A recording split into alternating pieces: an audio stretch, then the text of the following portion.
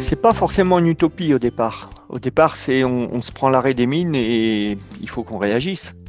Et donc, c'est l'idée qu'il va falloir tracer un chemin qu'on ne connaît pas encore exactement où il mène. Et on commence par l'implication des habitants parce qu'on voit bien que de toute façon, ça devra être une coproduction du projet. Ça a commencé d'abord, puisque c'était à l'occasion de la révision du plan d'occupation des sols, ça a d'abord été l'arrivée de regards décalés d'experts, par exemple paysagistes, qui nous ont dit mais vous avez des perspectives paysagères intéressantes à préserver. Nous, comme on habite là depuis toujours, on n'avait jamais pensé à ça. Ça n'est que progressivement qu'est apparu, parce qu'on était en chemin, est apparue une vision qui se dégageait, qui était en gros la ville qui se relève et qui tire les leçons de son passé. La ville qui a fait des énergies fossiles, qui va aller dans le renouvelable.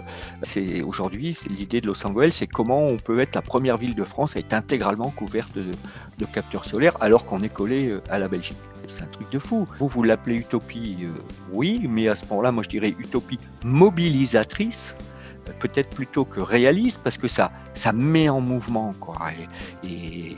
Et ça donne de la puissance individuelle et collective. Au début, ça a été une centrale solaire au pied des terriers avec un outil économique, une centrale de test. Puis, ça a été l'église, le toit de l'église qu'on a co-construit avec la communauté catholique.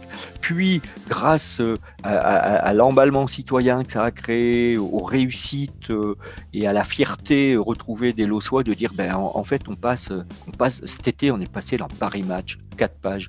Avant, c'était le Prince Albert de Monaco et maintenant, c'est Los Angeles.